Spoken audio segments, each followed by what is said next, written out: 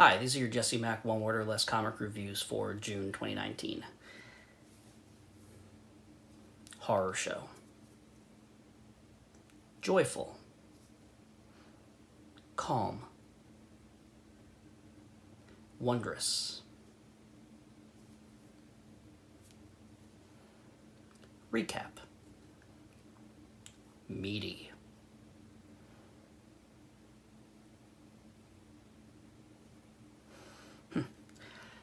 Grandiose. Substantial. One Word or Less comic reviews. Pow! Okay, let's go back over a little bit more of what I thought about the books. Immortal Hulk. This one was a real creep fest with Red Hulk, Red She-Hulk, being all birdly and being all crazy and doing things that I did not expect to see in this comic. Between that and the Abomination just constantly asking for his own death, it was real gross and creepy, and I liked it. Thor. Okay, let's talk about this Thor. Last issue was a nice little Cull side story, and this one focuses very much on young Thor, who has always been the weakest of the three Thor characters that Jason Aaron has played with. But this was his spotlight, and it was very good. There's one page that is just a beautiful, wonderful thing, and my heart opened up when I got to it. And honestly, what more can you ask for? Okay, Batman 73. This is the one where him and his dad are going through the desert, and it's very quiet. It's amazing how much Tom King can get out of quiet panels. Just a sense of serenity. Sometimes it's a sense of tension. Sometimes it's both, even in this issue. But it gives a really good chance to get to know Bruce and get to know Thomas and to get to know who they are together now that they've not been together for so long. It was good. It was a nice one. I should stop saying that, because everyone's good, otherwise it wouldn't be here. What are you doing, Jesse? Oh, you know what I'm doing? I'm talking about Assassination, which is still just wonderful. Just a great piece of work. It's got the action that I want from a Kyle Starks book, and then it's got some intrigue, and it's got some humor. I don't really have a whole lot more to say about this, because every month Kyle Starks is delivering on the same level. Kyle and Erica Henderson, to be fair, because the art on this has been fantastic.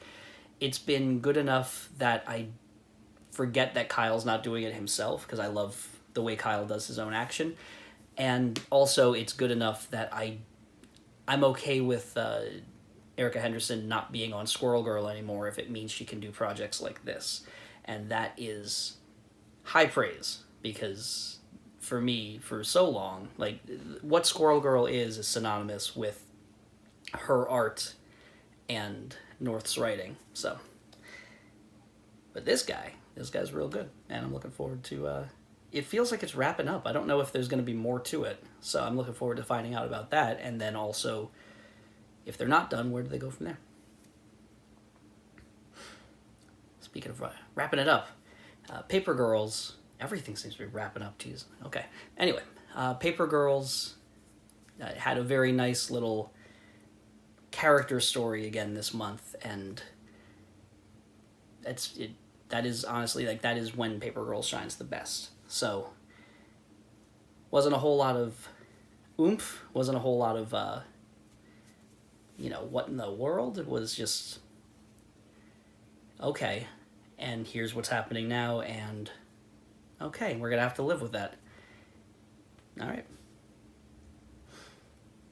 I wanted to say it was good. I don't know if you could tell. I wanted to say it. I don't know what else to say. I feel like there's just this empty space. Let me just talk about Batman 72. This one was more or less just a recap, like I said, but in talking through the story that Tom King has laid out over 70-plus issues, over several years at this point, it really puts into focus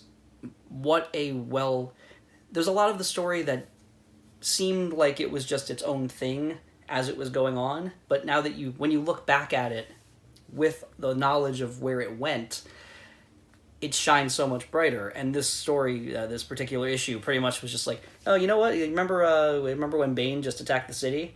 Yeah, that was actually clever, and not just like a dude doing a big dude thing. It wasn't mindless. It was actually, there was an exacting purpose for why that was. It's, I guess now that I'm thinking about it, a little masturbatory, this issue, but it's just done with poetry and just fantastic. I actually was going to rank it much lower, and then when I was trying to figure out what word I wanted to use to encapsulate it, I'm like, no, I definitely like this more than Paper Girls and Assassination and other Batman. And there it is, at number 5. My fourth favorite book last month was Deadly Class. Please excuse the meat pun, because look at that cover. Man, oh man, that is a hell of a cover. And Deadly Class is firing on all cylinders right now. And it is just, if not for the fact that the other 3 books that I liked more last month were exemplary, this could have been my favorite book of the month. It was just such a solid, packed issue. Just wonderful stuff. I love the dynamics that they're putting down now that Marcus and Maria are starting to get reintegrated into the scene at King's Dominion. We're starting to see what that means and how far they can push that. And it's real nice. Oh, but God, here comes Stray Bullets with... yeah, Stray Bullets is one of my favorite books regarding that thing where it's building towards something, and then all of the guns fire off at once, and then you go back into the quiet, and you kind of just linger for a while. And this was... I don't know, Stray Bullets has had a lot of really explosive issues, but this one was up there. It was a hell of a thing. I cannot believe how crazy things got. It's just... If you're not reading Stray Bullets, I didn't know it existed for the longest time, and my God, I am so glad that I jumped on, because it is... it is not just another crime book. I mean, I love a good crime book, I do, but it is something special. David Lapham plays with tension in such a brilliant way. Plus, the characters are saying the phrase cool beans, which doesn't get done often enough, and man, can we just bring back Cool Beans? Cool Beans was great. War of Realms ended in epic fashion. I like a lot of different things from comic books, but I have a soft spot in my heart for the multi-year epic run on a superhero comic, when the creator knows where they're going, and every piece of the puzzle feeds into the larger picture, which, much like, Tom King's Batman earlier in this list, there were moments in this book that called back things that I had forgotten had happened, and just brought up such... Can you be nostalgic for 4 years ago? I don't know if you can, but I was. I totally was. And on top of that, just, the wonderful moments with Daredevil, like, that was unexpected. I didn't think that was going to be a thing in this book. And just... it turns the page to another chapter, and... yeah. I actually was reading this when it came out, and thought, like, oh my God, this has to be my favorite book of this month. Like, it is just making me feel things.